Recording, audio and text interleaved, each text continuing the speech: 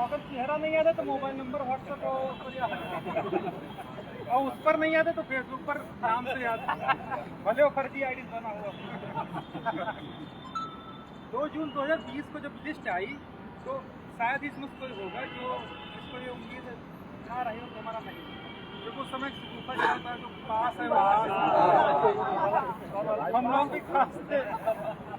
ठीक है, तो उस समय कट ऑफ को लेकर के मैटर था कि शिक्षा मंत्री वाला मैटर था, तो कुछ लोग तो पढ़ाई नहीं किए कि शिक्षा मंत्री का भर देंगे तो हम लोग के लिए कोई मैटर नहीं बचेगा।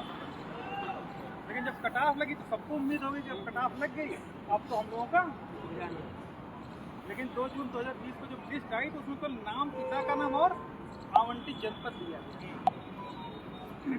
और तो कुछ दिया नहीं गया।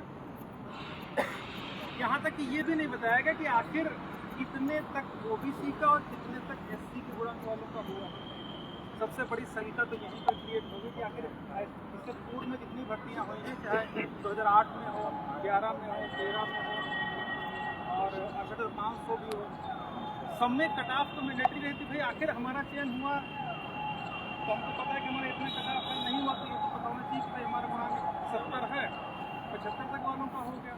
ये जब इन्होंने नहीं किया तो एकदम एक क्लियर संख्या के दायरे में आ गए, तो कुछ न कुछ तो गड़बड़ हुआ। इसको लेकर के कई सारी प्रतिवेदन द्वारा दिए गए, आयोग में भी प्रयास किया गया, फिर इन्होंने कट ऑफ एक दी 67.1।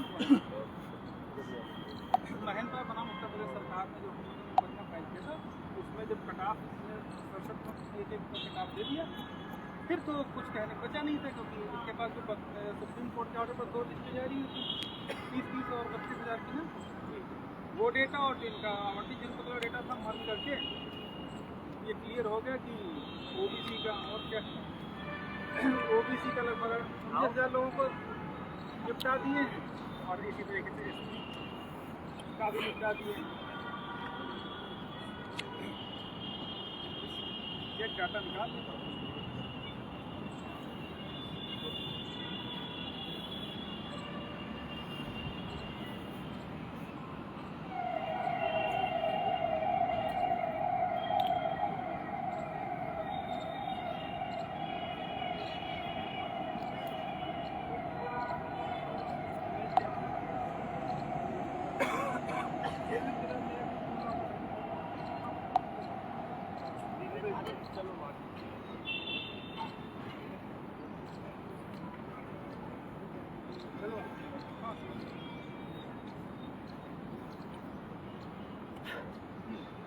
तो ओबीसी के जो टोटल कैंडिडेट थे वो जो अंधजन में सफल करने थे तो लगभग करने थे 28,598 कैंडिडेट थे, उसमें से इन्होंने 13,007 कैंडिडेट को ही ओवरलैप। तो ये रूल होता है कि अगर जो कैंडिडेट अनरिजर्व के बराबर जिसका मेरिट है वो अनरिजर्व में होता है। इसको लेकर के मैराथन सुनवाई सिंगल बेंच में जस्टिस ओम प्रकाश शुक्ला के यहाँ तो उन्होंने पूरी लिस्ट को रद्द कर दी और कहा कि वास्तव में ओबीसी एससी का जो नुकसान हुआ है उसको पूरा किया जाए, लेकिन उन्होंने थोड़ा सा अपना छोड़ दिया। वो ये छोड़ दिया कि टीईटी को तो उन्होंने एलिजिबिलिटी मान लिया, बट जो अध्यापक पात्रता परीक्षा थी उसको उन्होंने पार्ट ऑफ रिक्रूटमेंट मान लिया कि यहाँ से रिक्रूटमेंट शुरू हो गया। जबकि इससे पूर्व में 2-3 ऑर्डर हुए थे, राघवेंद्र वाला हुआ था जो कि राम शरण महोदय में सुप्रीम कोर्ट से अपेल था, दोनों सेपरेट थे, यानी एटीआरई अलग चीज़ है और जो रिक्रूटमेंट प्रोसेस है वो अलग है। उसको उन्होंने ओवर रूल करते हुए उसका कहीं पर जिक्र नहीं किया, जिसको लेकर के स्पेशल अपील फाइल हुई। स्पेशल अपील में सारी सुनवाई हुई तो कोर्ट ने माना कि जो एटीआरई है और टीईटी है ये दोनों एलिजिबिलिटी एक्वायरिंग एग्जामिनेशन, केवल आप अर्हता है ये, इनका रिक्रूटमेंट से कोई मतलब नहीं। रिक्रूटमेंट से इसलिए मतलब नहीं है क्योंकि एटीआरई पास होने मात्र से आपका सिलेक्शन नहीं होता, उसके बाद हाई स्कूल से लेकर एटीआरई तक की मेरिट बनेगी, उसमें जो कैंडिडेट जिसका हाई गुणांक होगा वो उसमें जाएगा। इसको लेकर के जस्टिस मसूदी के यहाँ हम लोगों के आर्गूमेंट से कन्विंस हुए। पवन भाई कह रहे थे कि अब धीरे धीरे उसी पर आ जाएंगे। वहाँ पर जब बहस चल रही थी तो हमारी तरफ से मैडम भी थी गुलबी गोयल, जो कि केवल मीडिएटर के लिए सीनियर एडवोकेट थे। तो आप लोग सबको अगर जो लोग उस उस समय टच में थे उनसे साफ साफ कहा गया था कि इसमें जो है किसी तरीके से आपस में समझौता करके आप लोग आपस में बैठ करके सॉर्ट आउट करें। तो आपकी मोहन भाई ये बात शायद आपके नॉलेज में नहीं रही, हाई कोर्ट में भी पूरी तरीके से ये बात कही गई थी, याद आया आपको? नहीं याद आया? हाँ, तो आप अब ये मत कहिएगा कि हाई कोर्ट में ये प्रयास नहीं किया गया। हाई कोर्ट में भी हम लोगों ने पूरा प्रयास किया गया था, स्पेशली उसके लिए एक सीनियर था। हाँ, और इसीलिए मीटिंग और आयोजित की गई है कि हम सुप्रीम कोर्ट में भी मेरिट छोड़ करके पिटिशनर्स के लिए एक स्पेशल काउंसिल को हम लोग हायर करके केवल पिटिशनर के लिए कहलवाने के लिए प्रयास करें, जैसा कि हाई कोर्ट में किया गया था। अब जज से ऊपर हम लोग नहीं हो सकते। हमारा इतना है कि हम लोग पूरी बात कोर्ट के सामने रखे, कोर्ट ने भी कन्विंस किया, लेकिन वहाँ पर अपने ही लोग दो फाड़ हो गए, क्योंकि किसी को सुपर न्यूमेरिक चाहिए था। गलत कह रहे हैं, किसी को सुपर न्यूमेरिक चाहिए था और बाकी साहब लोग तो जैसे थे, तो उनको तो और मौका मिल गया, इधर से भी विरोध हो गया, उधर से विरोध हो गया, मामला जिसके कारण जो पूरी लिस्ट जो 69,000 की थी वो ये कहते हुए पेश हो गई कि ATRE जो है वो पार्ट ऑफ सिलेक्शन हो गया, जो ATRE में 96 नंबर से ऊपर पाएगा वही जो है ओवरलैप करेगा, अदरवाइज इसको डिवीजन बेंच ने मॉडिफाई कर दिया और सारा कुछ हमारे स्टूडेंट को पूरी लिस्ट कर दिया। ठीक है, तो चूँकि मसूदी साहब के यहाँ जो लोग हमारे साथी जुड़े हुए हैं और आए भी हाई कोर्ट में, वहाँ पर कोई ऐसा बिंदु नहीं बचा था जिस पर बहस ना हो।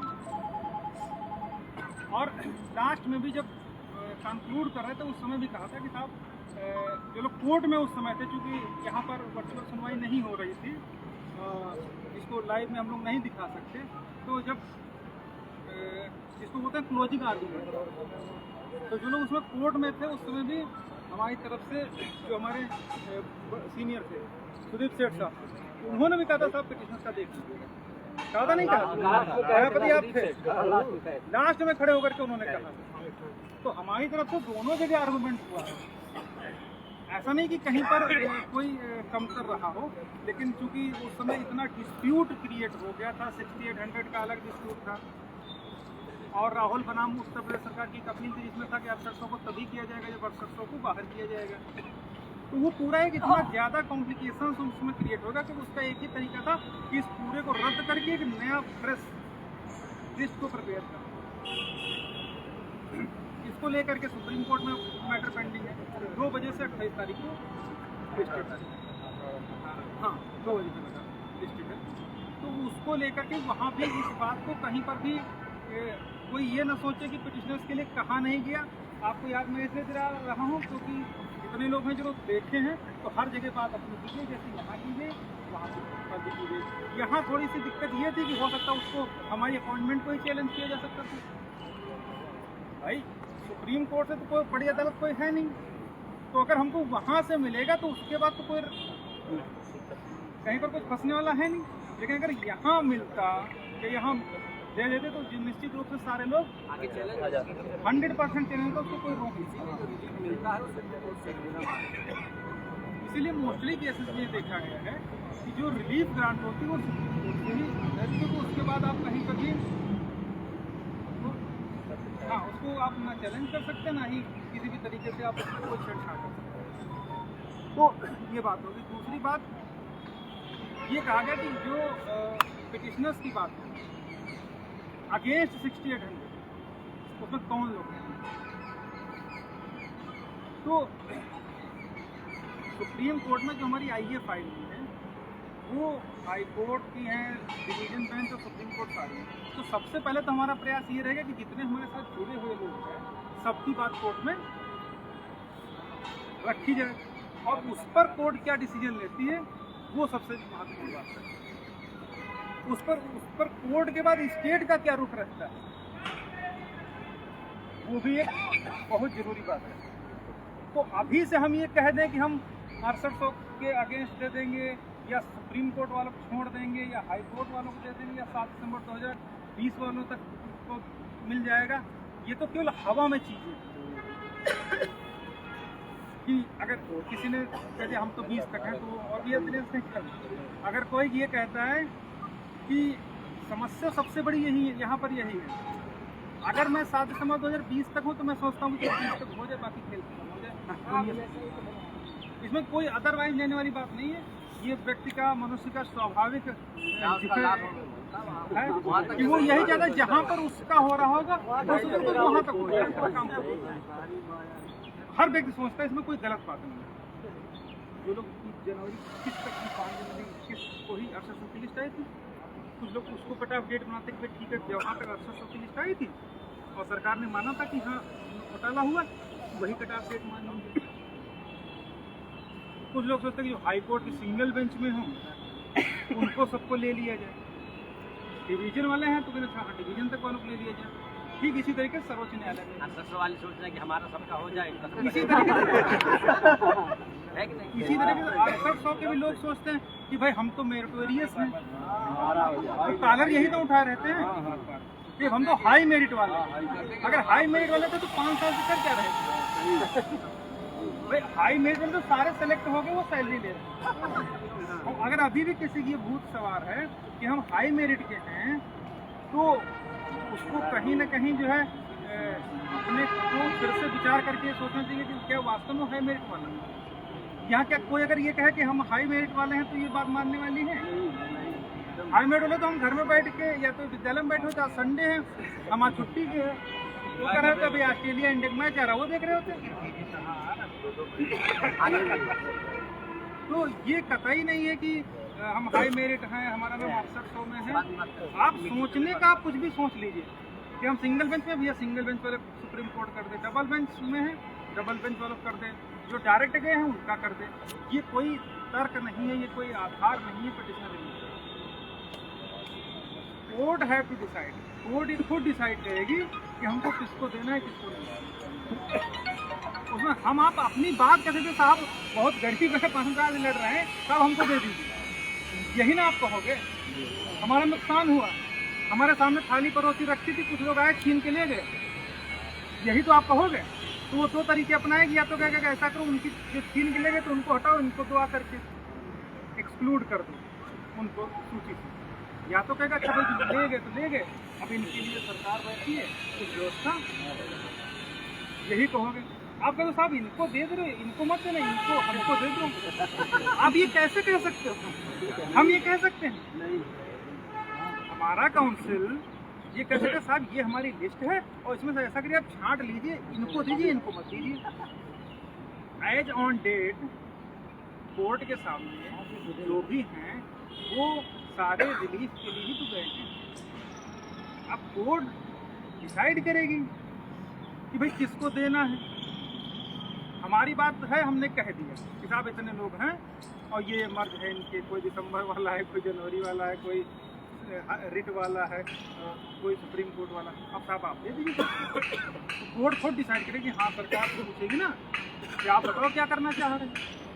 तो ये सब चीज़ें कोर्ट में बहस के दौरान कही जाने वाली और तत्कालिक रिएक्शन पर होने वाली चीज़ें, या पहले से प्री प्लान करके नहीं करवा सकते हो कि प्री प्लान करके आप दिसंबर का करवा ले जाओ, प्री प्लान करके आप 68 प्रोसीड करवा ले जाओ, प्री प्लान करके आप हाई कोर्ट वालों करवा ले जाओ, ऐसा कतई संभव नहीं।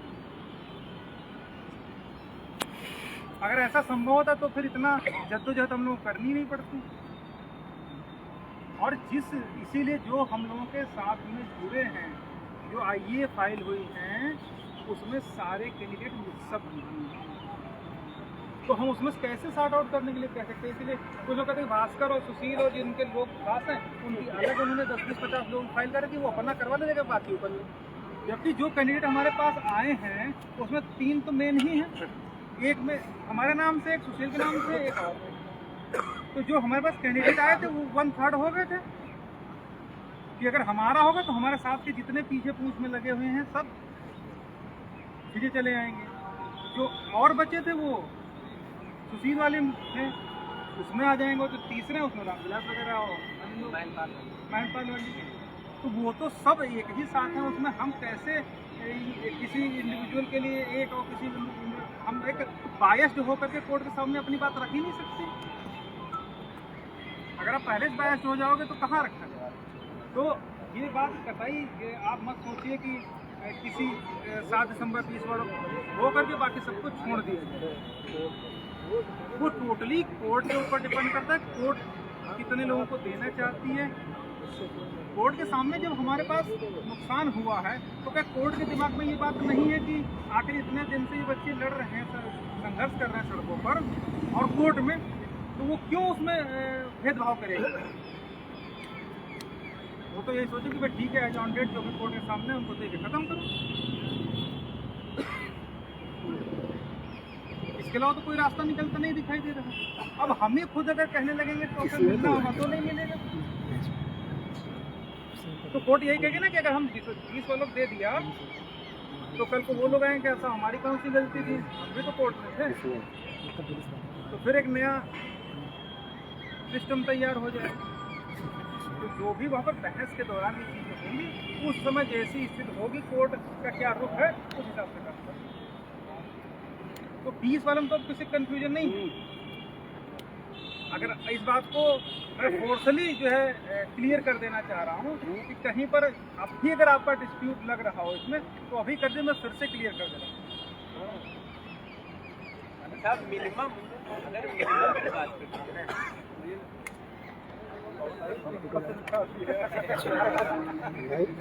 देखेंगे आपने स्टेज के साथ पानी भी पी रहे हैं। तुम इसके ग्रुप में मारो ना फिर तो भाई सब्जेक्ट टू पिटीशन क्या होता है जो लोहा वाले में दिया गया? हाँ, वही दिसंबर वाली बात वही है। सब्जेक्ट टू पिटीशन का मतलब ये है कि उस समय चूंकि सर्वोच्च न्यायालय का आदेश था 69,000 प्रोसीड करने, सरकार चाह करके भी उसको रोक नहीं सकती, उसको वो भर्ती प्रक्रिया पूरी करनी ही करनी। लेकिन उसमें लिटिगेशंस थे, रिजर्वेशन पॉलिसी का वायलेशन था, कोर्ट में मैटर गया तो कोर्ट ने कहा, हम लोगों के आर्गुमेंट से वो कन्विंस हुई कि हाँ वास्तव में रिजर्वेशन का नुकसान हुआ है, ओबीसी के रिजर्वेशन का भी नुकसान हुआ, एससी का भी हुआ। तो उसने ये ऑर्डर कर दिया कि जो भी कैंडिडेट की अपॉइंटमेंट होने जा रही है वो outcome of this writ petition, outcome का मतलब कि अगर इस रिट के आदेश के आधार पर अगर लिस्ट रद्द हो जाती है तो वो इस आधार पर कोई अपनी नियुक्ति बचा होने का क्लेम नहीं कर सकते कि साहब हमको सरकार ने नियुक्ति दी है तो हमको नौकरी करते रहना चाहिए, आपको अगर गलत आपकी अपॉइंटमेंट हुई तो आपको बाहर करना। ये है सब्जेक्ट टू पिटीशन कि आप रिलीफ की ग्रांट नहीं कर, इस केवल इस आधार पर आप रिलीफ नहीं मांग सकते कि हम नियुक्त हो गए तो अब हम अजर अमर हो गए। तो हाँ, तो कोर्ट ने उसको स्पेसिफिक लिखवा दिया कि जो भी अपॉइंटमेंट हो रही है वो आउटकम ऑफ दिस पिटीशन है। अगर इसके अलावा उनकी नियुक्ति रद्द हो गई तो रद्द मानी जाएगी, बच गई तो मतलब आज तक वो इसके अधीन है? वो तो एक ही बार होगी, खेल खत्म होगा। उसके बाद जो भी अपॉइंटमेंट लेटर इश्यू हुए हैं वो अपॉइंटमेंट लेटर में सब लिखा होगा कि 13,156 के अधीन रही है, और इसके अलावा और भी लिखा होगा विभिन्न उच्च न्यायालय या उच्चतम न्यायालय में योजित विभिन्न याचिकाओं के अधीन रहेंगे। कि मान लो बाद में कोई हमको दोष न दे, मतलब सरकार को दोष न दे कि हमने अपनी तरफ से कोई कमी। कोर्ट का जो डिसीजन होगा, जब भी डिसीजन होगा, वो आप लोगों के मानिए। केवल इस आधार पर रिलीफ नहीं ग्रांट कर सकते हैं कि आप अपॉइंटमेंट हो गए तो सब कुछ हो गया, अगर आपके अगेंस्ट ऑर्डर आ जाएगा तो आपको बाहर जाना। अच्छा भास्कर भाई, क्या जो 7 दिसंबर वो पिटीशन वाला 7/12 का जो डिसीजन है वो आज की डेट में नल एंड वाइट है, तो कोई मतलब नहीं? मतलब आप हमारी बात सही नहीं समझ रहे हैं। सारा डिपेंड करेगा सर्वोच्च न्यायालय के रुख पर। आप अपनी बात कह दोगे, करना सुप्रीम कोर्ट, आप रिलीफ मांगोगे आपको ग्रांट हो सकती है, आप लिस्ट रद्द मांगोगे लिस्ट रद्द हो सकती है, वो कोर्ट के ऊपर डिपेंड करेगा कि वो उसको क्या करेगा। लेकिन आप अपनी तरफ से टिक एंड चूज का ऑप्शन नहीं सिलेक्ट कर सकते, मतलब इनको दे दो इनको न दो, आप अपनी पूरी बात कह दोगे। फिर भाई कोर्ट जब आती है मैटर को सुनने के लिए तो वो हाई कोर्ट से लेकर सुप्रीम कोर्ट तक का पूरा लेखा जोखा लेकर के आती है कि कब मुकदमा फाइल हुआ, कब आप आउटकम ऑफ द पिटीशन हुआ, कब स्पेशल अपील हुई और कब SLP हुई, रिट का क्या ऑर्डर रहा, किस आधार पर डिवीजन बेंच में मैटर गया, किस आधार पर सर्वोच्च न्यायालय में मैटर गया, वो सारा कुछ उसको पढ़ के आएगा।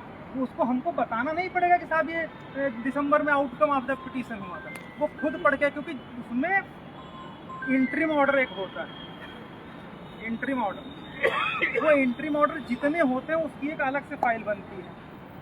तो अगर कोर्ट बाकी कुछ पढ़े ना पढ़े, आपकी पूरी फाइल पढ़े ना पढ़े, लेकिन जितने भी ऑर्डर्स होते हैं वो एक हरा पेज बना होता है, उस पर वो सारे पेज चिपके होते हैं। ये नहीं लिखा होता कि जैसे कई बार ऑर्डर वन नेक्स्ट डेट पर, वो नहीं लगे होते, लेकिन जो ऑर्डर स्पेसिफिक होते हैं, जिनमें कुछ मैटर से रिलेटेड ऑर्डर हुआ होता है, ऑपरेटिव पोर्शन होता है, वो सारे के सारे ऑर्डर अलग होते हैं।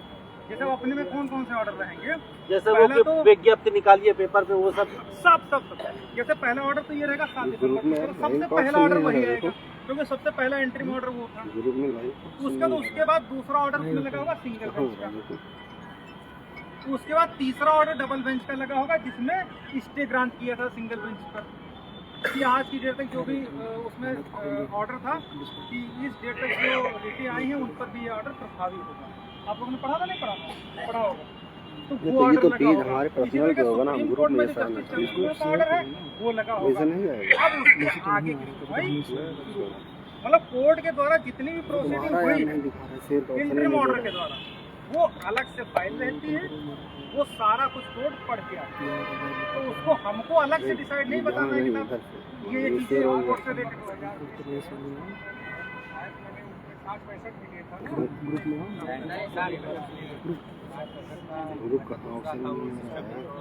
मेरे भास्कर भाई, तुम वही शेयर कर दो ना। कोर्ट क्या देती है, एक प्रश्न उठेगा काउंसिल के माध्यम से, तो एक तुम जो है प्लानिंग वही होती शेयर है कर कि दो। हम लेना मांगेंगे, अगर यहाँ तक यही आगे कम सच के दिए जाए तो कहाँ तक में आप वहाँ पर 2 जज बैठते हैं, ये तो व्हाट्सएप ग्रुप है, ये 2 जज बैठते हैं और 2 जज में दोनों को रहता है, हर जज का व्यू अलग है। तो आप यही प्री उठा के प्लान उसमें करके डालो आप ना। कहाँ से कह सकते हैं साहब हमको पिटिशनर्स का कर दीजिए, आप किसका करना कैसा करना वो कोर्ट को डिसाइड करेगी कि किसका हमको करना है, क्योंकि उसके पास सारा डेटा, वो फाइल 1000 पेज की 2000 पेज की भले ना जो है अध्ययन करें, लेकिन जितने भी इंटरिम ऑर्डर हुए हैं इंक्लूडिंग 7 दिसंबर 20 और जो भी सब वो पूरा स्टडी करके आती है, उसके आधार पर तय।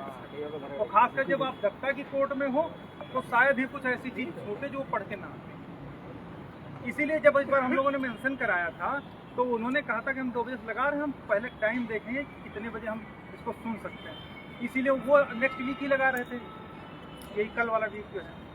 लेकिन क्यों नहीं लगा, क्योंकि उनको उसको पढ़ने के लिए उसको समय चाहिए, इसीलिए तो उन्होंने 1 हफ्ता 1.5 हफ्ता बढ़ा दिया और 2 बजे लगा दिया। उसका जो और मैटर्स लगे थे वो दिसंबर में लगा दिए।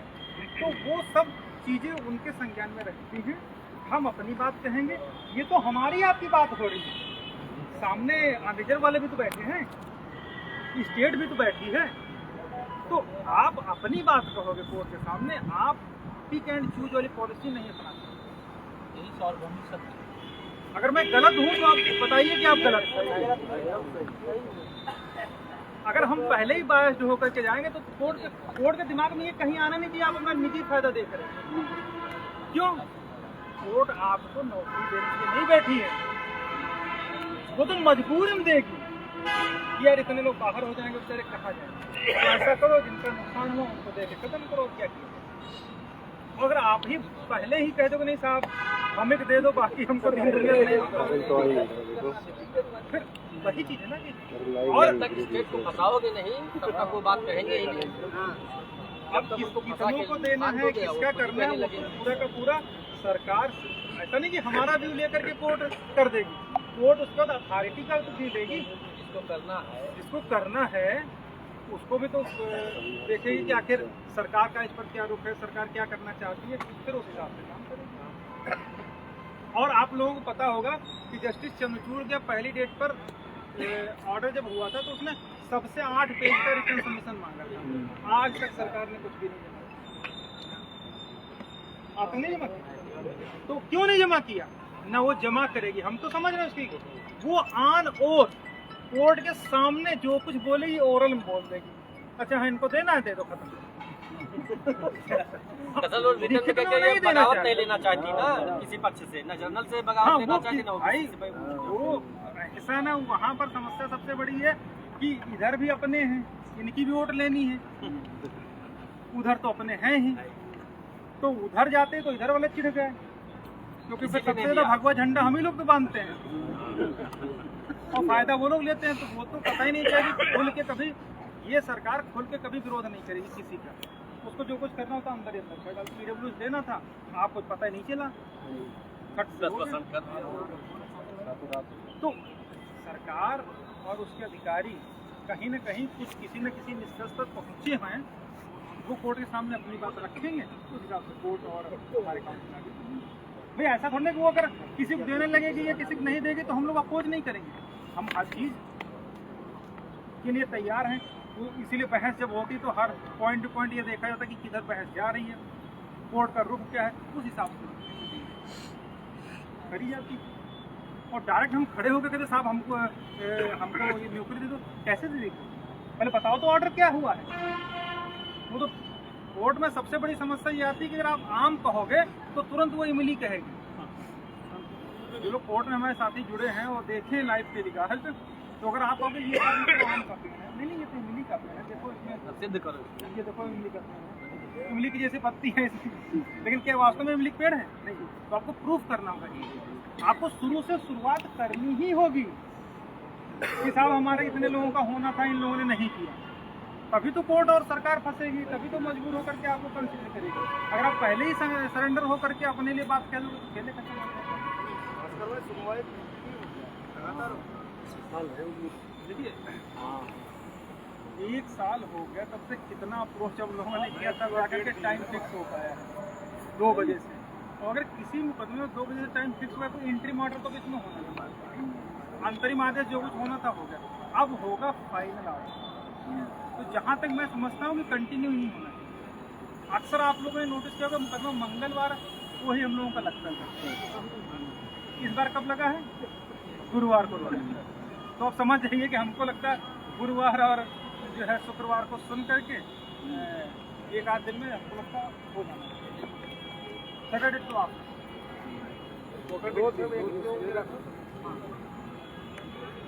हमको भी टाइम वहाँ लगता जहाँ जैसा होता बैठ के कथा सुना। इधर ले लो, कथा अगर सुनना होता तो आप 10 दिन सुनो, लेकिन जब मसूदी जैसा फायर ब्रांड बैठता है तब तो लगता है कि यहाँ बहस हो रही है। जो लोग थे वो देखे होंगे कितनी खतरनाक बहस उनकी कोर्ट में। ठीक है, तो इसके बाद अगला क्वेश्चन कौन सा था हमको जो है अगर कोई रिपीट कर रहे याद दिला दे। तो इसमें तो क्लियर हो गया ना दिसंबर 20 और वो सारी चीज। अच्छा हाँ, कटाव वाला आप बता रहे थे 66.73 और जब बहस की शुरुआत होगी तो हमेशा पहला कटाव माना जाता है। जब तक आप 67.11 को पहले ओवरलैप करके ऊपर नहीं ले जाओगे तो 66 वाला कहाँ से आ जाएगा? पहली कटाव आंधी थी 67.11 तो जब तक 67.11 वाला नहीं भरेगा, जब वही रद्द हो जाएगा तो 66 पॉइंट का क्या रहे मतलब रह जाएगा। तो थर्ड काउंटिंग वाला का कोई मतलब नहीं है भाई। पहले ही स्टेप पर गलत हो गया तो सेकंड स्टेप बिल्कुल सही कह रहा। सेकंड स्टेप पर आप कहाँ पहुँचोगे? पूरा गलत हो गया, तो उस पर हमको बहस करने की जरूरत क्या? हम तो 67.11 पर ऑर्डर आया है तो उसी के आधार पर आगे बढ़ जाएगा। जब पहला स्टेप ही आपने गलत कर दिया, आपने अप्लॉयड कैटेगरी, अपॉइंट कैटेगरी और कट ऑफ कुछ भी डिक्लेयर नहीं किया, तो ये क्लियर एकदम दिखाई दे रहा कि सीधे सीधे इनका पूरा इरादा था ओबीसी और एससी को नुकसान पहुंचा। तो कट ऑफ वाला कोई मैटर नहीं कि इतना ज़्यादा हो, वो पहला स्टेप गलत है तो बाकी सारे स्टेप स्वतः गलत होते चले जाएंगे, वो आपको हमको बताने की जरूरत नहीं है। और क्या था? नहीं अभी पुराने वाले बच्चे हैं। टोटली आज लोग की संख्या बोल रहे थे, टोटल संख्या कितनी है? जो हाई कोर्ट में है और जो सुप्रीम कोर्ट में है, टोटल हमारे साथ जो हैं लगभग 2200-2300 लोग, 2200 हम लोग उनकी बात करें। तो अगर हम एक बड़ा नंबर होता 10,000 20,000 होते तो हम उनकी बात करते। तो जो हमारे पास नंबर एक लिमिटेड है तो हम अपनी बात करेंगे। 6800 की जो बात थी उसमें ये कंसर्न निकल के आ रहा था जैसे 2200 हमारे पास है, तो हम ये अज्यूम करते हैं कि 6800 के जो कैंडिडेट सुप्रीम कोर्ट में जुड़े होंगे वो भी 3-4 हज़ार होंगे, इससे ज़्यादा होंगे, ज़्यादा नहीं होंगे, कमी होंगे,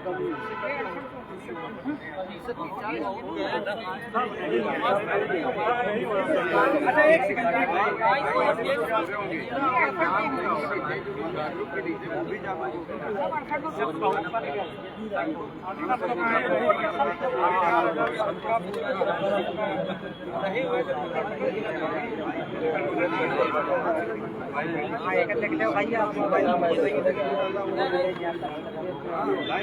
आरके सिंह के मैं बता रहे हैं, देखिए यहाँ पर हमारी तरफ से मैं बता रहा हूँ कि यहाँ पर कोई हवम बातें नहीं होती, हम एक अजम्पशन पर काम नहीं करते। आरके सिंह काउंसिल है, आरके सिंह की चैम्बर जो फाइलिंग हुई वो मात्र 800 लोगों की फाइलिंग हुई, 800। और एक और हैं उनके काउंसिल है, वो मुस्लिम काउंसिल है, लगभग अब्दुल्ला कलाम कर, आप उनसे ही मालूम करें, लगभग 1100-1200 की फाइलिंग उनके चैम्बर से। तो हमारे संपर्क में 2000 भी लगभग आपको बोले कि सुप्रीम कोर्ट में फाइलिंग की, 1000 और रख लो, 2000 रख लो, 4-2-6,000 ही तो है। तो हमारे पास लगभग ऑथेंटिक डाटा है, इसमें 10% आप प्लस माइनस कर सकते हो। तो उस पर हमारा कंसर्न ये था, ये मेरा ये कोई ऐसा नहीं कि ये कोर्ट में हमारा हम रखने जा रहे हैं, हमारा ये व्यू भर है कि 6800 यानी 7000 सीटें सरकार देने के लिए एकदम जो बात हुई थी उस पर केवल व्यू लिया गया था, उसको कोई ऐसा नहीं फाइनली इम्प्लीमेंट कर दिया गया हो।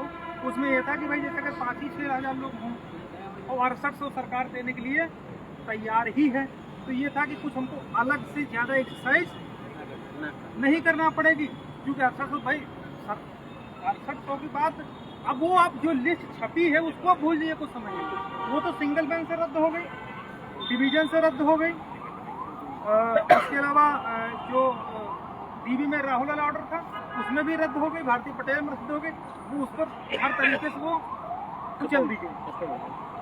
तो उसमें जो लिस्ट है उसका कोई मतलब नहीं है, लेकिन उतनी सीटें सरकार देने के लिए तैयार है, ये हमारे पास एक प्लस पॉइंट है।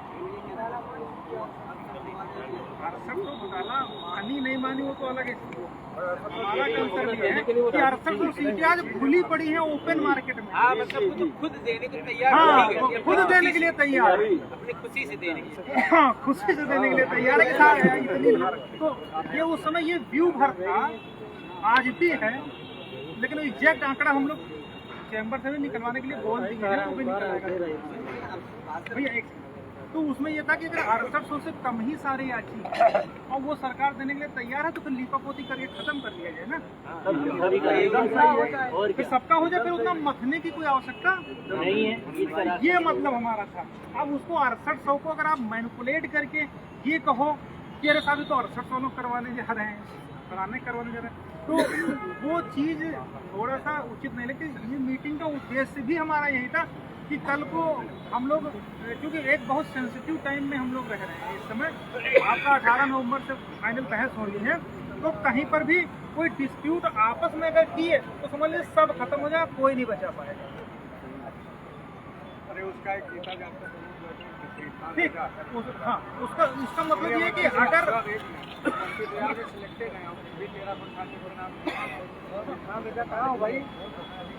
हाँ, तो कहने वाला कि इतने सेंसिटिव मैटर में बीजेपी गलत थोड़ी ना कहने कहती कि बटेंगे तो कटेंगे। अगर आप बटे 6800 में, अगर आप बटे 7 दिसंबर 20 में, अगर आप बटे 5 जनवरी 22 में, अगर आप बटे रिट कोर्ट में, बटे डबल बेंच में, तो थोड़ा सा नहीं बहुत बड़ी समस्या आपस में। भाई हमारे कहने से अगर सब कुछ हो जाता तो आज हम लोग शायद इतना संघर्ष करने की जरूरत नहीं होती, यहाँ पर आने की जरूरत नहीं, बेटे समझना आता है। और फिर कोर्ट में मुकदमा कर देने भरते का नौकरी मिलती तो हर कोई आदमी करा और नौकरी ले लेता। लेकिन उसको एक सिस्टम से, एक तरीके से जब कर रहे हैं, और इस लास्ट मोमेंट पर अगर हम आपस में कहेंगे वो तो 6800 की करवाने जा रहे हैं, वो तो 7 दिसंबर 20 वालों करवाने जा रहे हैं, वो तो केवल हाई कोर्ट की बात करते हैं, वो तो केवल सुप्रीम कोर्ट की बात करते हैं, फिर क्या मतलब?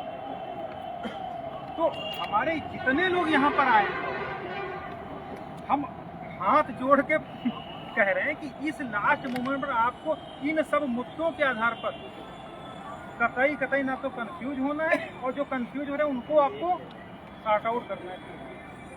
अगर आप इसमें बट गए तो फिर कुछ मिलने वाला भाई। वकील का क्या है, निकलेगा गाँव झाड़ के निकल गए, उनके लिए मुकदमा भरे, गलत तो नहीं कह रहे? वकील के लिए मुकदमा है, जज तो मुकदमा रोज सुनते हैं। क्या मतलब क्या? अरे उनके लिए भी मशीनरी है, ये सिर्फ मशीनरी है जो कि वो एक प्रोसेस से चल रही है, उनको भावनाओं से इन सब चीज़ों से कोई लेना देना नहीं। लेकिन आपकी हमारी भावनाएं तो इससे जुड़ी हुई है। वकील का क्या होता है भाई, कोर्ट में घुसने से पहले वो अपना अकाउंट चेक कर लेगा, अगर हाँ पैसा आ गया ठीक है आप घुस रहे। जो लोग दिल्ली में गए जानते हैं, हाईकोर्ट में लोग जानते हैं कि अगर पैसा नहीं आया तो बंदा आपके गेट में नहीं घुसेगा या गेट से होगा। जितने भी पैरवीकार हैं, जो भी हैं, लड़ाई लड़े हैं, उनको सबसे किसी से तो वो उनको तो पैसा मिल गया, आपने जो कहा वो बोल दिया। लेकिन अगर गलत तरीके से कुछ आपके अगेंस्ट या उस तरीके से ऑर्डर होगा, जैसे मैंने कहा कि अगर हमारी लड़ाई में हमको नहीं मिला तो फिर हमारा मतलब क्या रह जाएगा। लेकिन उनके लिए सब मतलब नहीं, उनके लिए मुकदमा भर है। आप गए, पैसा दिया, आपकी बात अगर दिख गई तो कुछ ऐसा हमको उनको नहीं करना है कि केवल मुकदमा हमको डिसाइड कराना है। हमको इतना लड़ाई लड़ने के बाद कुछ न कुछ कोर्ट से, सरकार से लेना है। और अगर उस लेने के दौरान हम पिक एंड चूज की पॉलिसी अपना लेंगे तब बड़ी समस्या होगी। तो इन सब बातों को भी हमको ध्यान में रखते हुए आगे बढ़ना है। तो इसलिए जो आगे होता है, खड़ा होता है, सबसे बड़ी जिम्मेदारी उसकी होती है कि सबको लेकर के चलना। तो हम लोगों का जो पहले दिन का तो एम था वही हमारे तो साथ है, आज भी वही है ना। तो ऐसा तो हुआ नहीं हमारा, जो हम लोग पहले दिन से लेकर के ड्राफ्टिंग से लेकर के जो भी बात डॉक्टर कही भाई, वही हम आगे डॉक्टर अभी सीट बची नहीं है, याचिका मिलेगा तो कैसे होगा? सीट बचा नहीं। सुप्रीम कोर्ट का फुल बेंच का डिसीजन है जी पुलिस भर्ती का। जी अगर अभी हाई कोर्ट का भी एक डिसीजन आया है, जो गलत है वो पहले दिन से गलत है। अगर गलत अपॉइंटमेंट आपने करी है तो गलत अपॉइंटमेंट चाहे किसी की भी वो गलत है, उनको बाहर जाना होगा। अगर आपको उनको बचाना है, पिटिशनर्स का होना है, तो आपको उनके लिए चाहे करना पड़े, चाहे पद सृजन करना पड़े, चाहे उनको बाहर करके करना पड़े। ये ऑर्डर सुप्रीम भाई, गलत हुआ तो तुम गलत को भर लियो तो क्या सही सड़क पर धूल फाकेगा? तो स्पेसिफिक डायरेक्शन कि या तो आप इनका करिए, कैसे करना, या तो उनको बाहर करके करिए, या तो पद सृजन करके करिए। वो हमारी हेडेक नहीं है। तो हमारे पास सीट का तो कोई इशू इसलिए नहीं है क्योंकि कुछ पुरानी भर्तियां किसी कारण से नहीं हो पाई थी, उनकी वैकेंट पोस्ट भी हमारे पास है। तो सीट का और 142 के तहत सुप्रीम कोर्ट जानते हैं डिक्टेटर है, वो कुछ भी कर सकती है। हाई कोर्ट भी कर सकती है, लेकिन वो अपने अधिकार का प्रयोग नहीं करती। वो 226 के अंतर्गत ही अपने जो कानूनी पहलुओं उनके पर इसलिए नहीं कर सकती क्योंकि आगे वो चैलेंज हो जाता है जाकर के, तो उसके लिए दिक्कत 142 में चैलेंज नहीं कर सकते हो, और वहाँ पर से एक बार डिसाइड होगा तो इसलिए सीट का ब्यौरा वो सरकार का पक्ष है। कितनी सीट है क्या नहीं, हम सिर्फ और सिर्फ अपनी बात। अगर दोनों तरफ की बहस आप ही कर दोगे तो फिर क्या रहेगा? नहीं, और बात है कि करना अथॉरिटी स्टेट ही को होता तो पहले तो उनका भी लेना करना तो नहीं, तो उनसे लिया जाएगा ना कि कैसे करोगे आने तक निकालो और बाहर करो। देखिए, सरकार 18 को आए ना, हमने मेंशन कराया, हम बहस शुरू करेंगे ना। आई एक बात भाई हम अपनी बहस शुरू करेंगे। सरकार को ऑलरेडी नोटिस है कि सरकार के पास ये ऑर्डर नहीं। अभी हाँ, एक बहुत जरूरी बात है, यहाँ पर पार्थिव शर्मा इस समय सचिव आए हैं सब शासन, तो अगर कोई उनसे मिल सकता है, मिलवा सकता है, बहुत तेज और बहुत स्ट्रिक्ट है, तो अपने मैटर को लेकर के 2 बजे वाला ऑर्डर लेकर के अगर कोई साथी मिल लेता है किसी विधायक के सांसद से फोन करवा करके, तो चीज़ें और गति पकड़ना। या हम लोग भी प्रयास कर रहे हम लोग भी हैं। प्रयास करेंगे, लेकिन अगर हो सकता है तो वो एक प्रत्यावेदन हम लोग तैयार कर दिए हैं, तो वो लेकर के उनको बतावांगे साहब 5 साल से हमको समस्या ग्रस्त है, आप ऐसा करिए, तो आप 18 नवंबर को लग गया तो टूरिस्ट को करवा दीजिए या एक्सपायरी करवा दीजिए। तो उन तक अगर बात पहुंच जाएगी तो वो चूँकि दिल्ली कैडर के हैं, वो बहुत तेज़ तर्रार है, तो हमको लगता है कि 99% वो इसको डिस्पोज करवाने के लिए सरकार के जो ASC हैं, एडिशनल सॉलिसिटर जनरल, उनको गाइड करना है। ठीक, तो उस पर ही हम लोगों को प्रयास पूरा है। तो इस समय भी आपने देखा होगा 2-3 ऑर्डर दिए हैं, चाहे वो इंचार्ज हेडमास्टर वाला भी तुरंत कर दिया। उनका कहने का जो कोर्ट में मैटर्स हैं और जेन्युइन मैटर हैं जिनको डिसाइड होना चाहिए, उस पर वो लगातार काम कर रहे हैं, तो वो भी हो गया। तो 18 को जो बहस शुरू होगी तो हमारी तरफ से शुरू होगी, या जो अपील में गए हैं सामान्य वर्ग के बेटे उनकी तरफ से शुरू होगी, तो सरकार इसको खींच के चली जाएगी। यहाँ तो ढूंढने जाने की जरूरत नहीं है। उसका रीजन ये है कि सरकारी वकील तो कोर्ट में रहते ही रहते हैं, बस भाग मौके पर इसलिए जाते हैं कि कहूँ बहस में कर रही है। हाँ, लेकिन जब बहस शुरू हो जाएगी तब उनका मीटर चलना शुरू हो जाएगा, तब वो बस यहाँ भी तो डिवीजन बेंच पे लास्ट मोमेंट पे इन्होंने बहस की थी, इन्होंने तो लास्ट टाइम पे ही तो किया था। तो पहले तो पिटिशनर और अभिलाष का दोनों का सुन करके, तो ऐसा नहीं है जो है कि उनको तो आना ही पड़ेगा, उनका नंबर एडमिन ही पार्टी और भी होगा, क्या और क्वेश्चन? रिजवान भाई भास्कर भाई, एक क्वेश्चन ये है कि सुप्रीम कोर्ट आज भी हम लोग स्टेज है, उसके बाद कोई ऑप्शन है नहीं, तो ऐसा ना हो कि किसी सीनियर की कमी की वजह से हमारा केस नहीं, उस पर तो हम लोग तैयारी करते हैं। मेरिट के लिए हमारे पास सीनियर्स हैं, एक और सीनियर एक एक्स्ट्रा ऑर्डिनरी एफर्ट हम लोग और करेंगे। किसी कमी की वजह से फिर लड़ाई मतलब क्या रहेगा? सरकार जो है प्रपोजल खुद से देते कि 7 दिसंबर 2020 वालों को हम देने के तैयार हैं, और याचिकाकर्ता भी मान रहे हैं हाँ ठीक हम देते हैं। सरकार क्यों देगी? सरकार सरकार जो हम ऑन ओथ कोर्ट में खड़े हैं, कागज तैयार करवाओ, उनको सुन करके तब वो मानेगी कि अपना इस तरीके से सरकार का हम तो 68 तो दे रहे, क्या 68 तो दे दिया? 68 मैं समझ गया बात। इनका कहना है सरकार कोई भी एक कट ऑफ डेट या कोई भी एक पर्टिकुलर पॉइंट उठा करके उसके आधार पर लिमिटेड उनको दे दे, यही तो कहना चाह रहा। लेकिन क्या सरकार के दे देने मात्र से ही हो जाएगा? भाई उसमें हमारी भी तो वो पहले हम असम्पशन के बेसिस पर नहीं जा सकते ना। नहीं, सवाल ये कि अगर दोनों राजी हैं तो क्या ये संवैधानिक होगा या असंभव है या संभव है? नहीं, सरकार जो भी प्रपोजल लाएगी वो पहले नहीं लाएगी। इस भ्रम में आप मत रहिए कि सरकार कुछ लेकर के चली आएगी। हाँ मैं करने जा रहा हूँ। अगर आप इस भ्रम में हैं तो बहुत गलत भ्रम में हैं। सरकार कतई पहले ने सरकार ने सिंगल में जो पूरा एफर्ट किया आपके अगेंस्ट जाने का, वो काउंसिल थे जो स्टेट के CSC थे, क्या नाम था, बूट किया था हम लोगों को एकदम। ये समझ लीजिए कि एक मॉरल डाउन करना होता है, एकदम जमींदोज करना, बुलडोज करने की स्थिति में उन्होंने किया। लेकिन जब डिवीजन बेंच का ऑर्डर है तो हम लोग उनको मिठाई खिला के आए थे, साहब आपने कहा था कि कुछ नहीं करवा पाओगे। ठीक है, तो कहने का मतलब ये है कि सरकार पहले कुछ नहीं करेगी, उसको क्या जरूरत आगे आगे कूदने की? पहले तो दोस्त तमाशा देखेगी, अच्छा ये चैन वाले लिस्ट वाले हैं, आओ बेटा अच्छा तुम लोग बाहर अब लड़ो, अब हम बैठे हैं, यही होगा। आप देखिएगा बहस जब शुरू होगी। भाई सरकार, अच्छा ये बताओ, सरकार अगर लड़ा के देखिए कि सरकार कौन जीत रहा है?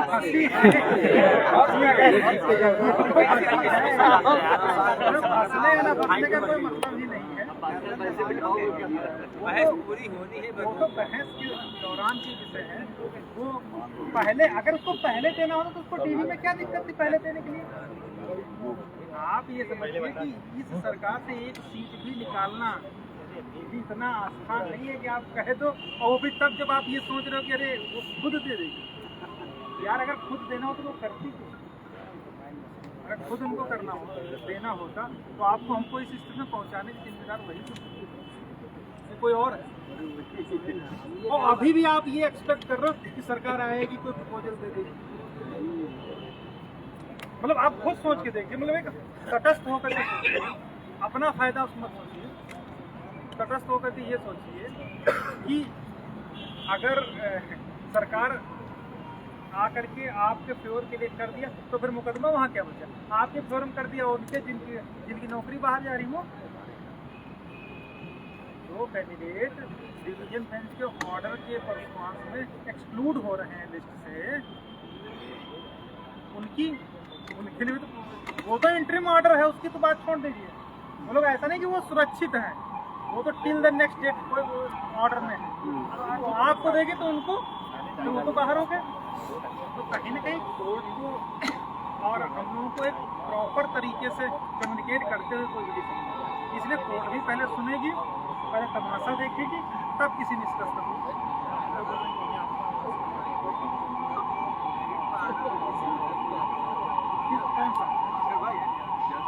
सरकार से कहेंगे कि आपका मेन सरकारी है ना नियुक्ता करने वाली। एक बार तो जज साहब उनसे पूछे कि भाई आप तो बताइए आप इसमें क्या कर सकते हैं दोनों का। आप कहेगी कुछ, जब कहेगी तो उस हिसाब से बहस होगी। यहाँ भी तो ये बात कहा जो मसूरी से कि सर आप ही को इसका रास्ता आदेश निकाल दीजिए, मैं कर देता हूँ। तो जज साहब ने ये कहा कि आपने समस्या पैदा की है, इसका हल आप ही निकालोगे, हमारे आदेश करने पर नहीं निकाल होगा। कहा तक निकालोगे, जब समस्या आपने पैदा की तो हल उसका तुम ही निकालो। कहने का मतलब तुम ही इनको एडजस्ट करो। वो डायरेक्टली नहीं कहना चाहते थे कि आप इनको ऐसा कर लो। इसके अलावा राजन नायक का कहा तक नहीं कहा था, आपको शायद जानकारी होगी सब इस बारे में। राजन नायक का 323 का भी ऑर्डर है, उसमें भी उसने कहा था कि हमने केवल ये मांगा था कि वास्तव में ओबीसी एससी का नुकसान हुआ है तो कितना हुआ, ये बताने के बजाय उन्होंने एक लिस्ट निकाली, और लिस्ट निकालने के बाद ये सारा डिस्प्यूट और क्रिएट हो रहा है। तो अगर सरकार ने गलत किया तो उसको कोर्ट के सामने करने की जिम्मेदारी भी सरकार की। वहाँ पर बहस एक बार शुरू होने दीजिए। हम लोग पहले शुरुआत में इतना ज्यादा करके नहीं कुछ किया जा सकता ना, वो तो भावनाएं है सबके अंदर। देखो अब जो इसीलिए तो मैं इसीलिए यहाँ पर बुलाया हूँ कि कल को जब यहाँ से कोई जाए तो उसके दिमाग में ये न लगे कि कहीं पर जो है हम लोग, हाँ हमारी बात भी नहीं रखी गई, अपना तो लोग समझ करके बात रखाई। जो यहाँ बात होगी वही बात वहाँ बहस कराई जाएगी। आपको वहाँ तो सुनो कि भी ऐसा नहीं कि हम वहाँ छुपा ले जाएंगे, कुछ बात दबा ले जाएंगे, आप लोग सुनो कि भी तो इसलिए वो बात वहाँ कहलवाएंगे भी। अभी भी वो वहाँ पर तो कोर्ट के सामने आप बोलने के लिए कुछ भी स्वतंत्र, देना ना देना कोर्ट के सामने, तो आपके 6800 सिंगल से रद्द, डिवीजन से रद्द, एक्सक्लूड और इंक्लूड स्टेट से रद्द, बियॉन्ड 69,000 के हिसाब से रद्द है, तो आप कहने तो कह ही सकते हो, लेकिन देगा कौन? तो कम से कम ऐसी आपकी कोई मांग अनैतिक ना हो कि आप खुद की मांग नहीं करें। तो पहले जैसे कोर्ट का व्यू तो पहले देखते ही जाएगा ना, कोर्ट जा कहाँ रही है उस हिसाब से। और दूसरा बिना अदालत में जाओ, लिस्ट में नाम छपा है, वो जाओ उसको लिख करके आपको जाना पड़ेगा, उसके लिए मांगना पड़ेगा।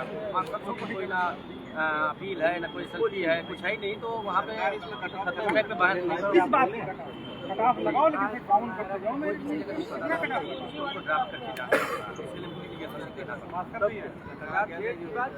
अभी बात है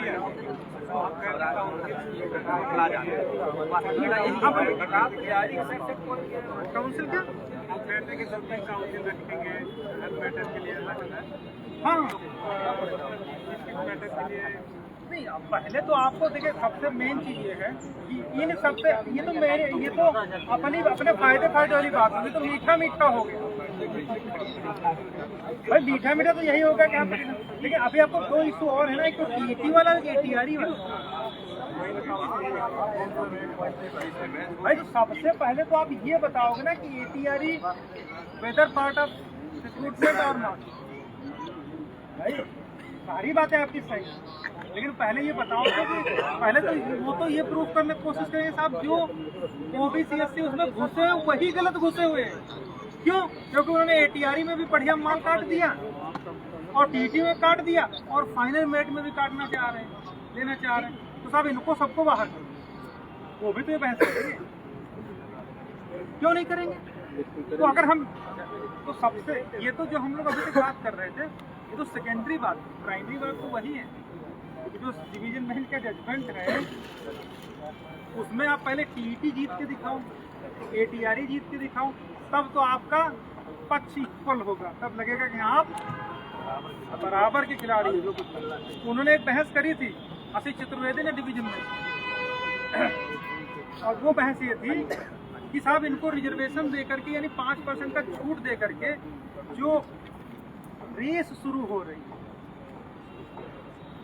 मेरी नियुक्ति की, उसमें इनको 5 मीटर पहले ही आगे खड़ा कर दिया गया है।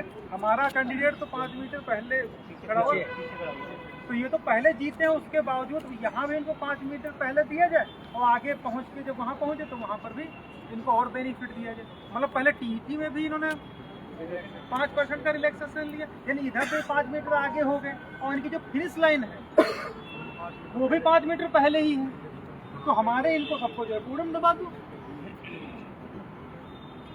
यही तो उन्होंने बहस करी थी कि फिर तो जो रिजर्व वाले हैं इनको सबको वो गाँव में कहा नहीं कि छुआ के तरह उठा दो, ठीक है।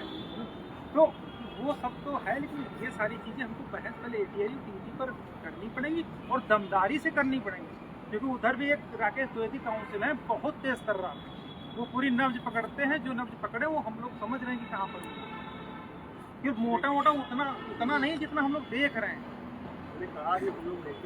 हाँ, इसके अलावा उसमें एक चीज़ और है, जो हम लोगों का रिजर्वेशन पॉलिसी में 1981 का, उसमें इन्होंने जो सिलेक्शन प्रोसेस है उस सिलेक्शन प्रोसेस में भी इन्होंने अकेडमिक के साथ में एटीआरई को रख दिया। तो अगर अकेडमी के साथ में एटीआरई रखा है तो वो पार्ट ऑफ रिक्रूटमेंट हो रहा है, इसी चीज़ को तो लोग पकड़े बैठे हैं, तो उसके फेवर में भी हम लोग पूरी अगर उस बहस में हम जीत जाते हैं, हाँ सरकार ने 800 की लिस्ट निकाली थी, मतलब 800 सीटें वो देने के लिए सक्षम है ना, तो वो चाहे पेटेशनर बेनिफिट हो या ऑन मेरिट हो, कम से कम 800 पद कम से कम दिए जाए। वो तो उसके लिए तो वो तो दे चुकी है। हाँ वही आप जो ले पाए वो ले ले, बेनिफिट में दे, वो अलग बात है जिनका नाम छपा वो लोग नहीं ले पाए। भाई उसने सरकार ने दे दिया ना, अब उसमें जो लोग नहीं ले पाए वो उनकी गलती रही ना। वही क्या कहने मतलब 800 कम पदों, लेकिन वो पद तो हमारे लिए तो है ही ना, और 1000-2000 कम पड़ेंगे तो वो तो सरकार देगी, जब 800 देते तो 1000-2000 वो नहीं देगी। जब मामला 20-20 हजार का है तो 2500 अगर कम भी पड़ गए क्यों नहीं दोगे? जब 18,000 अवैध कर रहे हैं तो क्या 10,000 ये नहीं कर सकते? फिर वही बात है ना, उनके 334 में भी ऑर्डर पहले रिजर्व हो रहा था, बहस करके उसको आगे बढ़वाया गया, हाँ वही बता रहे हैं। सीट भी बढ़वाई गया था। भाई एक सिंपल था कि ये तो साहब ये अपने मन से हम दे दिए, तो आप ये भाई सीधी बात है, अगर कोई चोर पकड़ा जाए और कहे भैया हमने सिर्फ एक मोबाइल चुराया है तो क्या एक्सेप्टेबल होगा? लेकिन ये तलाशी लो 2-4 और निकलेंगे नहीं? तो अगर वो 6800 दे रही इसका मतलब कहीं ना कहीं ज्यादा कर जाएगा, तो वहाँ पर हम लोग कहेंगे ना, वही कहने का तात्पर्य कि 800 से कम सीटों पर समझौता ना ना वही कहना हम तो मैक्सिमाइज कर रहे हैं उसको कि अगर इतना तो साहब ये तो कोर्ट के सामने भी हम रख सकते ना, कोर्ट के सामने भी रख सकते साहब, इतना तो ये सरकार खुद कह रही है। अब आंकड़ा हमारा देख लो कि 28,978 ओवरलैप करने थे, 13,007 आपने किया, सीधे 15,000 का आधे तो आप दे रहे हैं, तो साहब ऐसा तो 1000 तो होगा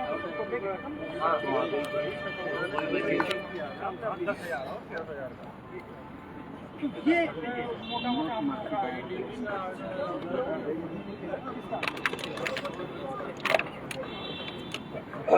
सुप्रीम कोर्ट उसका ऑर्डर का परीक्षण, अब सुप्रीम कोर्ट में मैटर है तो सुप्रीम कोर्ट में अगर मैटर जाएगा तो उसका ऑर्डर का परीक्षण तो होगा ही होगा, और उसका परीक्षण होगा, उसको बचाने के लिए हम लोग प्रयास करेंगे, उड़ाने के लिए वो लोग प्रयास करेंगे, और हो सकता है बचा भी रहे और हम इन लोगों को हो जाए काम खत्म जाए, वो बीबी रहे ना सुप्रीम कोर्ट करेगा नया ऑर्डर आ जाए, आ सकता नहीं आ सकता भाई। अभी जैसे 29,000 वाला भी ऑर्डर हुआ, इसके अलावा और भी 2-3 ऑर्डर हुए, तो वो उसमें खिचड़ी कुछ नहीं हुआ, मेरिट का आता ही पता नहीं, तुम गए आपस में हो गए। हम नहीं बता रहे ना। हाँ, जो ATRE है असिस्टेंट टीचर रिक्रूटमेंट एग्जाम, सबसे मेन तो हम लोगों का उस पर बहस करनी पड़ेगी ना। अगर उसमें लूज पड़ गए तो यहाँ तक मैटर नहीं आ पाएगा, आ जाएगा। तो सबसे पहला बहस तो धाकड़ हमको उसमें करनी है ना, जब वो बचेगा तभी तो।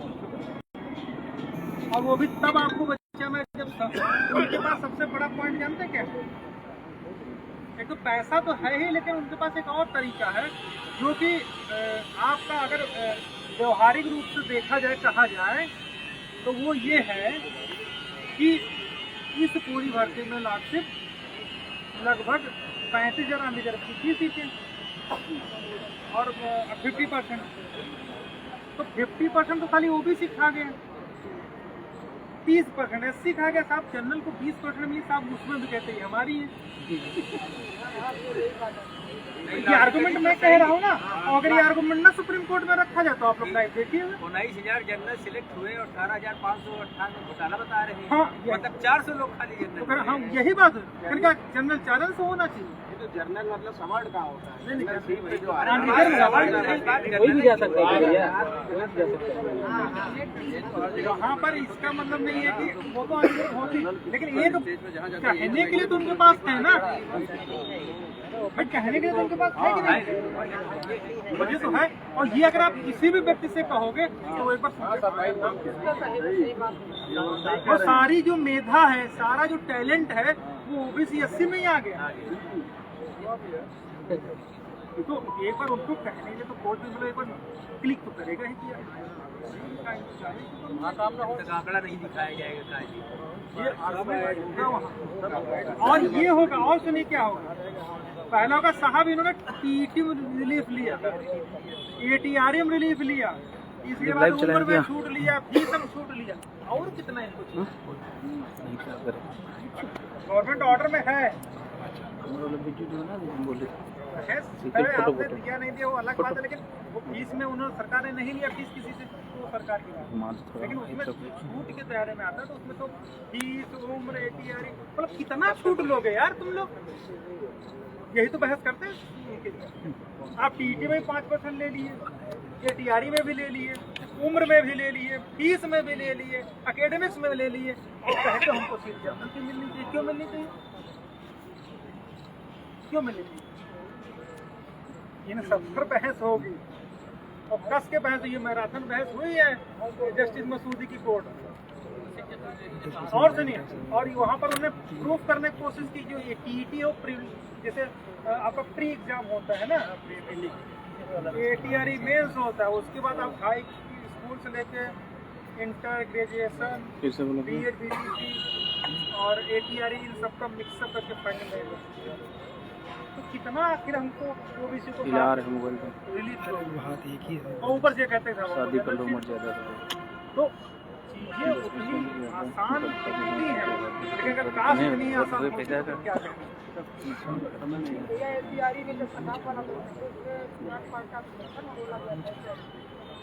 भाई आप कह रहे हो ना, लेकिन जब सामने कोर्ट बैठी है और सर्वोच्च न्यायालय में बैठे हैं तो वो कुछ भी कर सकते हैं। हाँ, सुप्रीम कोर्ट का ऑर्डर है, लेकिन वो उसको मानने के लिए वहाँ तो सब मतलब एक तरीके से वो बैठे हैं, तानाशाह बैठे हैं। हम बता रहे ना, उनके लिए कुछ नहीं है, वो वहाँ पर वो अपने मतलब वो जो कहेंगे वही सही है।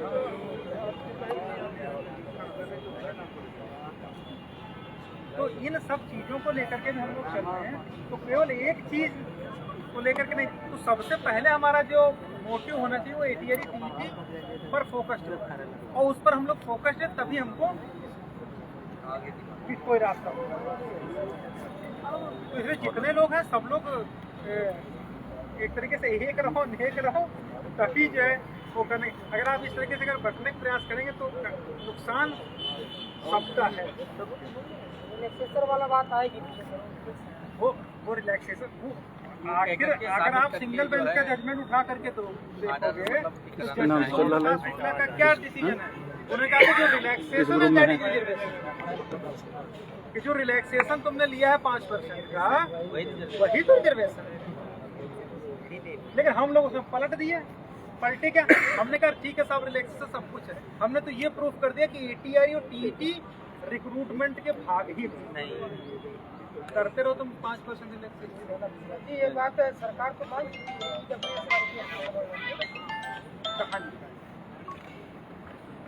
बस कागज सर्विस मैटर पे सिर्फ कागज। अच्छा 20 दिसंबर वाली बात हमको और याद आ गई। ये मैटर उठता था इसलिए हमको बुलाने का और उद्देश्य था। ये सबसे मेन बात जानते क्या था? ये BWS वाली से SLP गई सुप्रीम कोर्ट, वहाँ से ये कुछ हाँ वो जानते क्यों आए? क्योंकि अक्सर होता है कि अश्वत्थामा मारा गया वाली कहावत में है, लेकिन ये नहीं पता कि हाथी मारा गया कि द्रोणाचार्य का पुत्र मारा गया, वो पता नहीं। ATRE EWS वाला जब मैटर गया सर्वोच्च न्यायालय में, तो मैं पहले कहा कि दस्ता थोड़ा सा अलग किस्म के पढ़ के आते हैं और वो किसी की नहीं सुनते। उनके सामने आप मुकुल होते ही खड़े कर दो, हरीश साहब खड़े कर दो, जैसे सामान्य वकील है वैसे वकील है, आप वकील भर दो, क्योंकि वो पढ़ के आते हैं। अगर आप सही हो तो सही हो, गलत हो तो गलत हो। तो वहाँ पर आपको पता होगा कि जो एग्जाम कंडक्ट हुआ ATRE का, उसका तो 12 मई 2020 को ATRE दुख दे रही है जरा जरा, जिसमें 4,36,000 में से 1,42,000 लोग पास दुख रही है साली। और 12 मई के बाद 13 मई को रिक्रूटमेंट का नोटिफिकेशन, तो रिक्रूटमेंट का नोटिफिकेशन आया जिसमें ये क्लियर स्पेसिफाई था कि OBC का 27% रिजर्वेशन है, SC का 21% है, ST का 2% है और 50% सीटें अनरिजर्व। यही तो है। कोर्ट ने वहां पर यही कहा कि 13 मई 2020 को जब ये आपका नोटिफिकेशन आया और EWS 10% उसमें नहीं दिया गया था, तो आपने मई 2020 का सर्कुलर क्यों नहीं चैलेंज किया? और बिना चैलेंज किए आप हमारे पास आ गए, तो हम आपको क्या दे दें? लेकिन उस 13 मई 20 को लोगों ने अपने हिसाब से अजम्पशन के बेसिस पर ये बता दिया कि वो जो 2020 की बात थी वो याचियों की बात थी, वो याचियों की बात नहीं थी। वो नोटिफिकेशन भाई सीरीज बात है, अगर नोटिफिकेशन में 27% रिजर्वेशन नहीं है तो आप ले लो बेटे। जो चीज़ विज्ञापन में नहीं है, अथॉरिटी जिसको देने के लिए तैयार है, वो चीज़ आप दोगे कि उसके बियॉन्ड जा करके कर सकते हैं। तो कोर्ट ने यही कहा कि जब तुमने उस विज्ञापन को चैलेंज नहीं किया कि इसमें हमको 10% EWS चाहिए, इसको रद्द करके नया नोटिफिकेशन जारी किया जाए, तो हम आपको कैसे देते? कोर्ट भी वो चीज़ नहीं दे सकती जो रिटर्न में ना हो, कोई रिटर्न में ना हो, वही आज सर्विस रूल में ना हो, रिजर्वेशन मांग तो रहे हैं लेकिन लिखित में कहीं नहीं। तो अभी EWS का सबसे बड़ी समस्या है कि 10% अगर उस नोटिफिकेशन में नहीं था तो इनको चैलेंज करना चाहिए था, कहना चाहिए था कि 10% साहब इसको नहीं, इस विज्ञापन को रद्द कर ना, उसको उन्होंने सही मान लिया और फिर उस विज्ञापन को 7 तारीख को डिवीजन बेंच ने अपहोल्ड कर दिया, सुप्रीम कोर्ट ने रामचंद्र में अपहेल्ड कर दिया, तो वो नोटिफिकेशन फाइनलाइज हो गया। अब उसमें कोई संशोधन, उसके बाद अपन नियुक्तियाँ हो चुकी, तो अब आप चैलेंज करने में करने कोई मतलब नहीं। वो 20 का जो गवर्नमेंट ऑर्डर है, नोटिफिकेशन है, वो मेन है। भर्ती प्रक्रिया वहीं से शुरू हुई है, इसमें चूंकि इसलिए नहीं, इस बात को ही दफ्तर ने वहाँ पर कहा था, लेकिन लोगों ने उसको एक 20 का एक शिगुफा बना के कर दिया, 20 वाले के खिलाफ ऐसा कुछ नहीं। वो सिर्फ इस उद्देश्य का कि जब रिक्रूटमेंट शुरू हुआ 2020 में, तब आप कहा चैलेंज करना चाहिए। ये पूरा मैटर भास्कर